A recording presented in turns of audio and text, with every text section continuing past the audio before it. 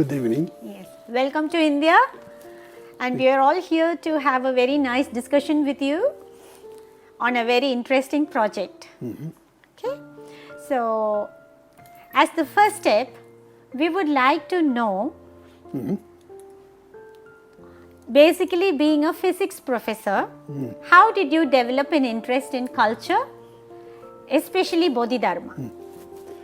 So, my point of view, Buddhism is scientific because no miracle is assumed on the fundamental principle of Buddhism.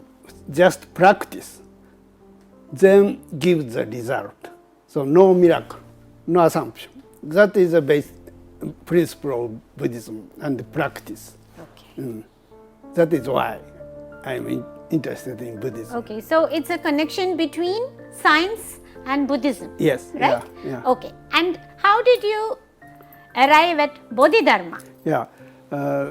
In Japan, Buddhism is Buddhistic culture is existing in the background of the society. So there are many opportunities for us Japanese interested in Buddhism. And for example, in a school, when I was a schoolboy, in every class there are some boys or girls who are from Buddhist temples. So there is in the background of our society there is Buddhism, and Bodhidharma is revered as the founder of Zen Buddhism. So particular school in the Buddhism. So I'm interested in the style of Zen Buddhism, and its originator, founder was Bodhidharma. That is why I am interested in Bodhidharma. Okay. So this is about your interest in Bodhidharma. Yeah. So what was your next step? When and how did you start your research on Bodhidharma? I was a university professor, but when I was young, already I became a lay Buddhist, so interested in Buddhism. But I retired the university professor in 2000. Since then, I have sufficient time to study Buddhism deeply. So my deep study started from 2000 and visited India after that. Okay, so when was your first visit to India? It was 2002, and in 2004 there was a conference in Hyderabad that was for mathematics. But after attending the conference, I joined the tour, Buddhist tour. That is name is Footsteps of Buddha Path, Okay. Buddha.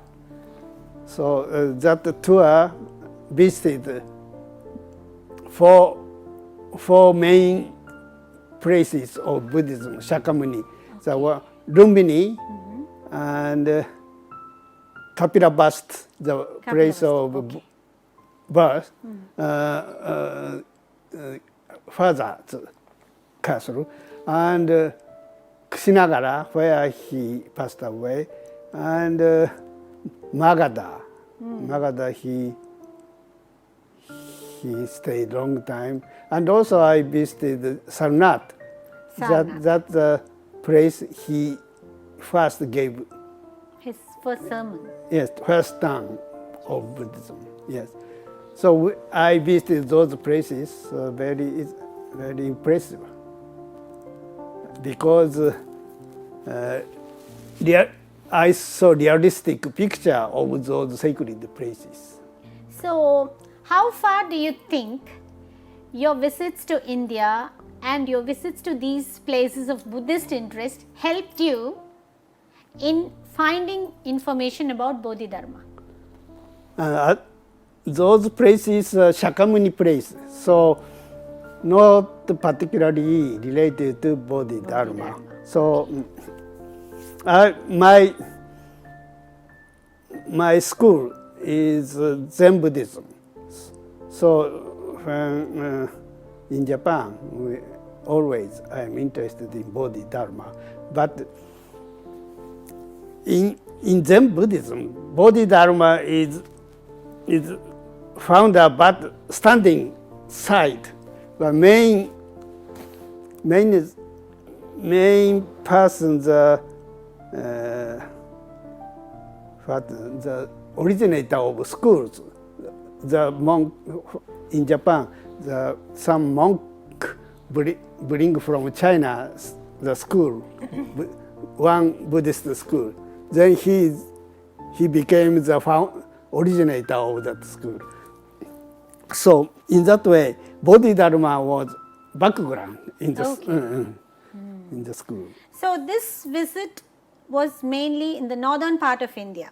Yeah. When did you first visit South India? Yeah, that is the main concern of my study.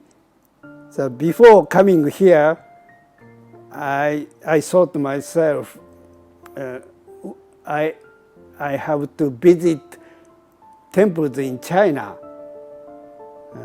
because the Zen Buddhism was developed in China, and there are many temples. And from the first master, Bodhidharma, his teaching was transmitted to person. So each master has his own temples in China. And in particular, I visited 6 main temples from the first master Bodhidharma that is in Shaolin. And second master's temple, there were 2, and because the second master encountered a very sad story. Finally, he was punished because his teaching was so attractive. When he was 105 years old, very old, even that old person attracted many people. Then the younger monks are very angry. And the monks appealed to the governor. And finally he was punished because he made disorder. He made disorder among the Buddhist schools. So in the beginning stage, those masters suffered very severe experience. And third master, yes, I visited third master, and he up to third master, the school is very faint, not known, not popular, just hidden in the society. But from the fourth masters, the master attracted many young people, then started to grow the school. And I visited 4th, 5th, and 6th masters. So the Bodhidharma's teaching school was transmitted from master to master, and each master stayed different place, different temples. So I visited those temples because I thought I must visit those temples as a pilgrim before starting Bodhidharma project. Bodhidharma, okay. That is my motivation. Okay.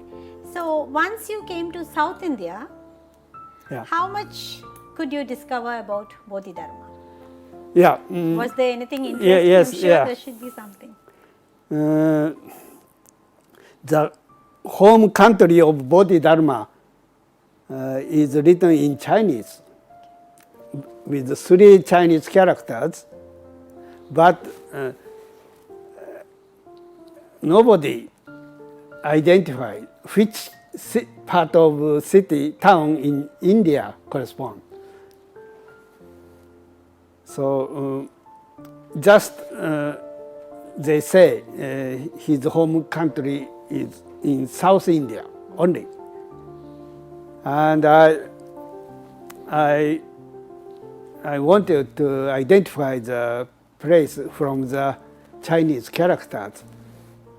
And then sometime about 10 years ago, I tried to connect the pronunciation, Chinese pronunciation of the Chinese characters and connect with the cities. Then I found among first 2 characters among the 3 is pronounced as kan-chi. First is kan, second is chi in Chinese pronunciation. But in China there are a lot of local language. The language along the coast, east coast, where there are some port, trading port, trading with India or Southeast Asia's country. Those part, they pronounce it first to the kanji. Then I got to know there is a city in South India, Kanchipuram, and Puram means country. And in Chinese name, last 3rd character is just country. So I realized that the Chinese character is just a translation of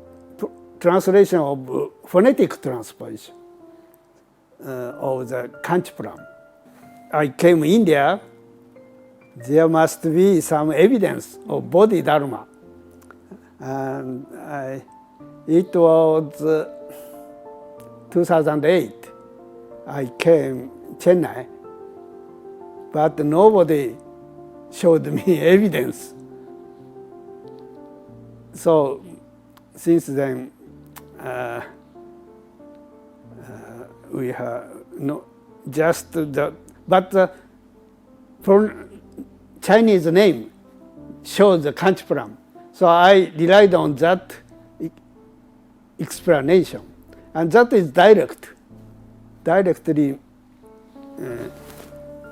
specifies the place. But other scholars says sometimes Kanchipuram is one of the candidates of home country of Bodhidharma, and so not unique. That is most scholars' opinion, because scholars very afraid of to say deterministically, but 3 characters just specify the town. So that is why I came here and visited Kanchipuram. But even there, until recently, I couldn't find any evidence of Bodhidharma.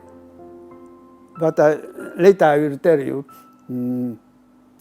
actually we could find evidence of Bodhidharma in Kanchipuram. And what are your future projects? Yeah. So now that you have some evidence Yes. about Bodhidharma Yeah. in Kanchipuram, Yeah. what are your future Yeah, projects? What do you plan to do with that? Yes. First, I started NPO organization, non-profit organization in Japan to commemorate the Bodhidharma in his home country. And I appealed to Buddhist monk, Zen Buddhist monk, and we formed the NPO society and discussed how we can commemorate Bodhidharma. Then first thing we can do would be to place a monument to show this is the place of Bodhidharma country. Then we appealed to the Japanese society and Buddhist, Zen Buddhist,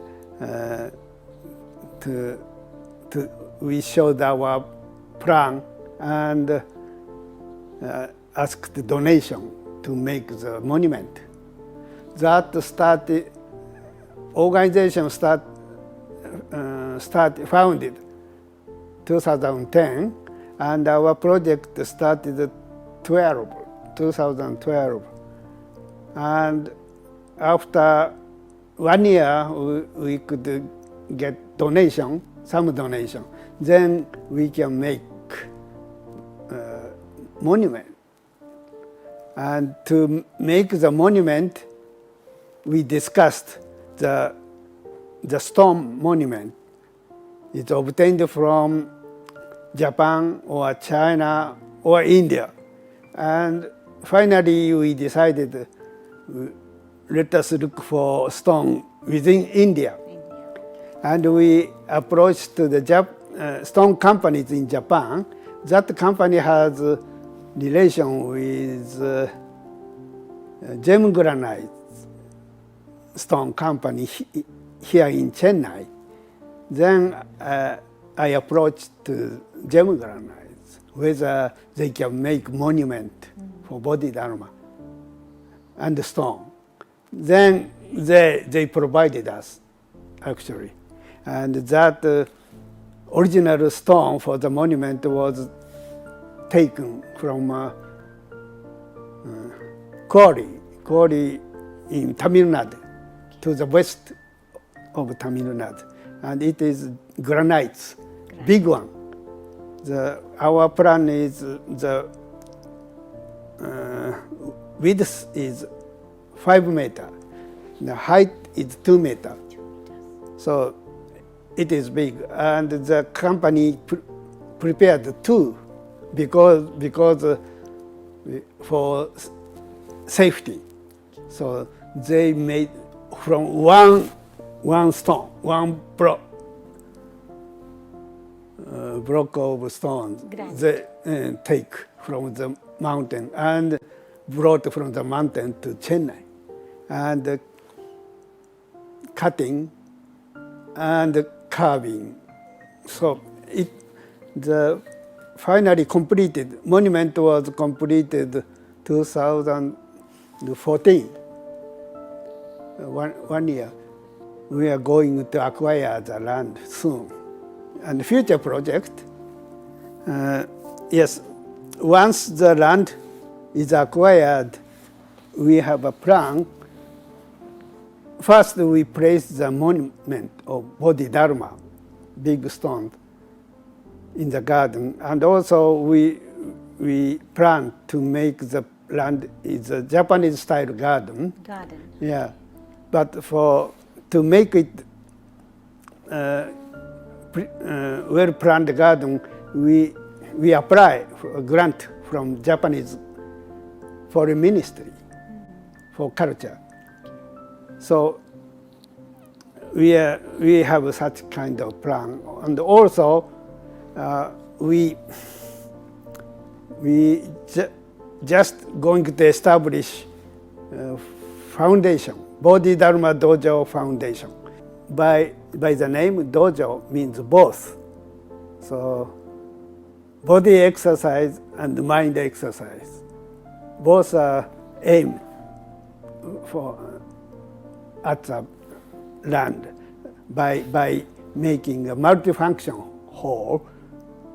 There we can do various demonstration or exercise. Activities, cultural activities. Cultural activity, that is cultural. And the foundation is NGO, a non-profit company. So our activity is purely cultural. So apart from the government, Yeah. Japanese government, Indian government, that is central as well as state, who else do you think can support us in this project?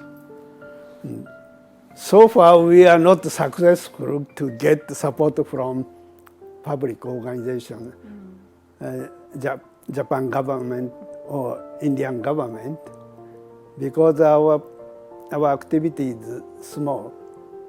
So we had to carry out our project only by our public fund or donations from Buddhists in Japan. But so the amount is not so big enough. So next, we expect public support because we have now land, going to acquire land, and we have dojo place. And also, we discovered recently Bodhidharma carving in a big temple in Kanchipuram. So Kanchipuram is now becoming a big place for Bodhidharma and probably sightseeing. Okay, so this much about the financial part. Financial part. The cultural part, how do you think people from South India or even all over India can support us? Do you think they can help us in getting more information about Bodhidharma? Yes. What way would you like them to help you?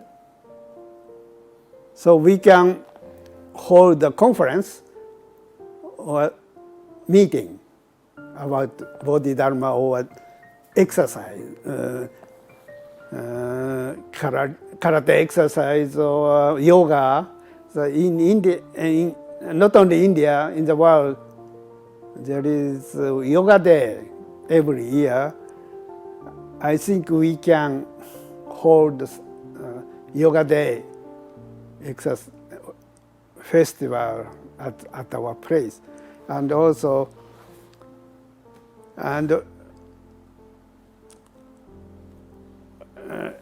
every day we have to keep the garden or place. So that is actually exercise of.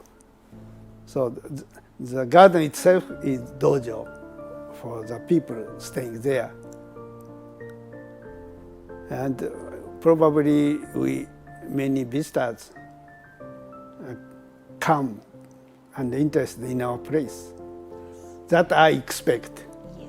So it's a very interesting project relating to tourism.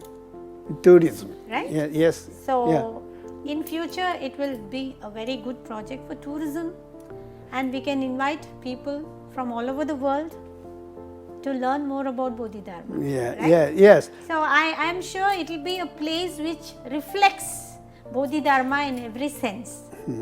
The artwork or the cultural activities, whatever is happening there, the Japanese garden, the images, it could be anything. So I think I can visualize it as a very interesting place which speaks a lot about Bodhidharma, right? Yes, I think so, because this place is not restricted. So any cultural activity can be done.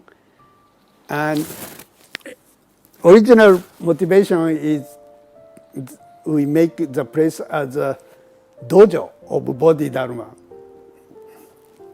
Bodhidharma's philosophy, Bodhidharma's exercise has two ways.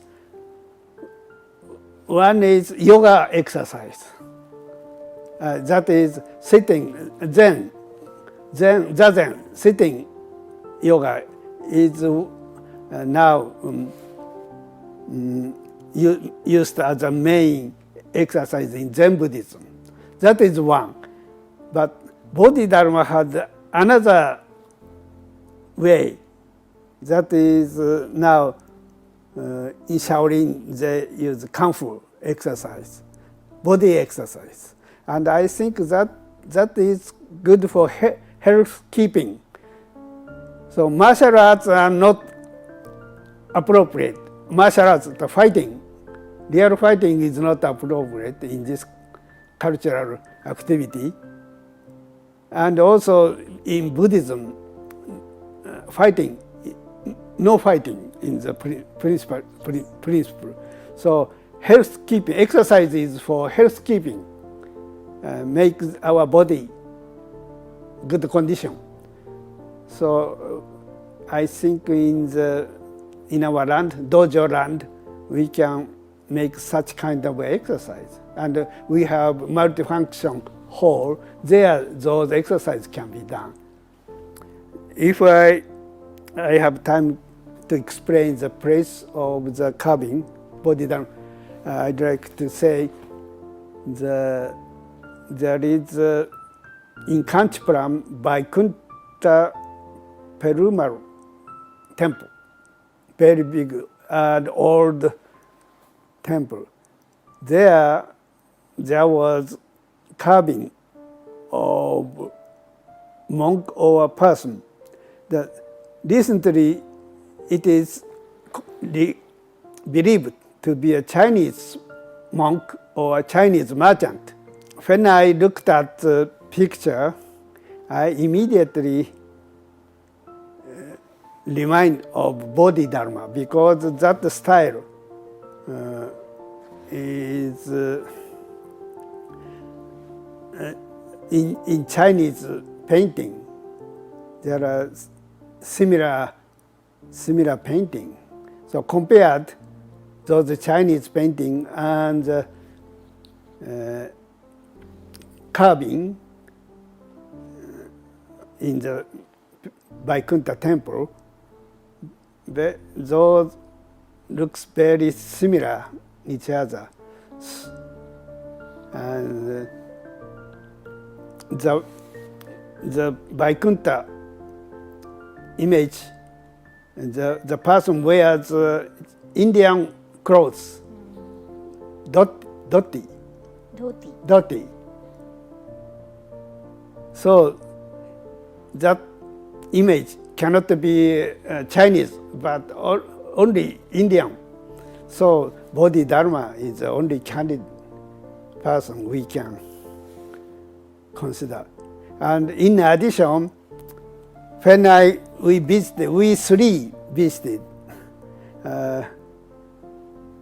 Madame Uma Pao and her assistant, and myself visited Vaikuntha Perumal temple. It was this week, Monday, 3rd December. So when we found the sculpture, and we looked for around the panels around that monk. Then the assistant, could you tell me the assistant? Arul Mr. Arul Modi told me that image shows the king because of some string, symbol of king. So next to the monk, the king's image was there, and next to the king, a war scene consisting of elephant, horse, and soldier. There is such kind of panel. And next to the panel, there are two persons, and it is we considered two princes. Probably Madame pointed that. and the lower side, the dancer's image. And finally, last one is monk. So then I unified those panels, and I am surprised that surprisingly consistent with the description in Chinese literature.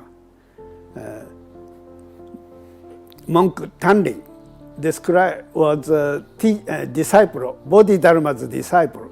So after Bodhidharma passed away, the monk Tanling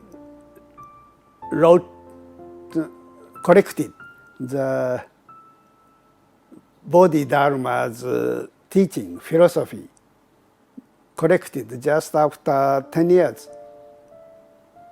In that record, he described his teacher came from South India, and he was the third prince of a great Indian king, and he took the Mahayana path.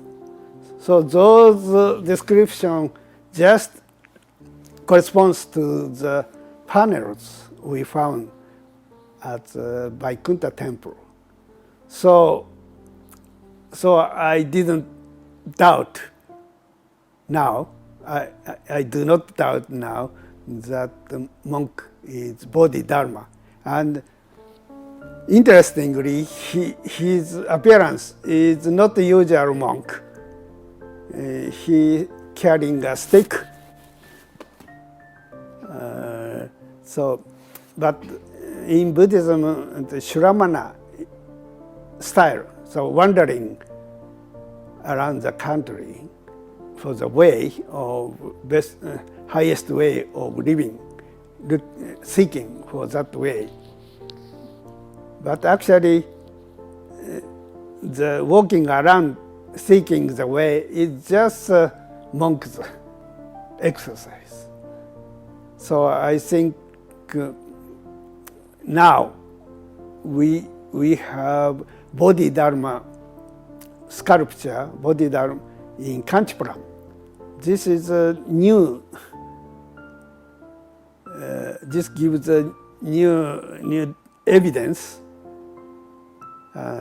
in the academic society of Buddhism or Zen Buddhism. No evidence is known about Bodhidharma in India. So this finding would give impact to the scholars, and not only scholars, maybe to the world.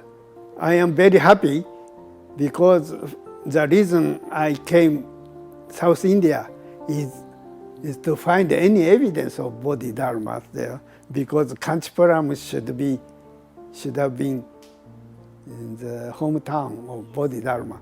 Now I think I have found the evidence in Kanchipuram. So I'm sure this time when you go back to Japan, it will be a very exciting trip back to Japan with some very interesting information on Bodhidharma. Certainly. And good evidence, a nice story which really matches the information stories available in China, right? Yeah. So I'm sure next trip to India will be more rewarding, and we really wish you all the best in all your endeavors, Sensei. So we are all there to support you in this project.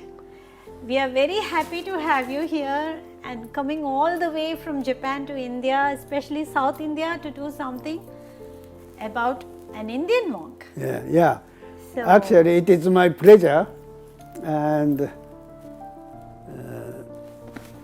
it's my life work. Sensei, it was very interesting talking about Bodhidharma and the project, the Dojo Foundation, and we are very sure many interesting things are yet to come, and we really thank you for spending your valuable time with us. Thank you so much. Yeah, thank you very much.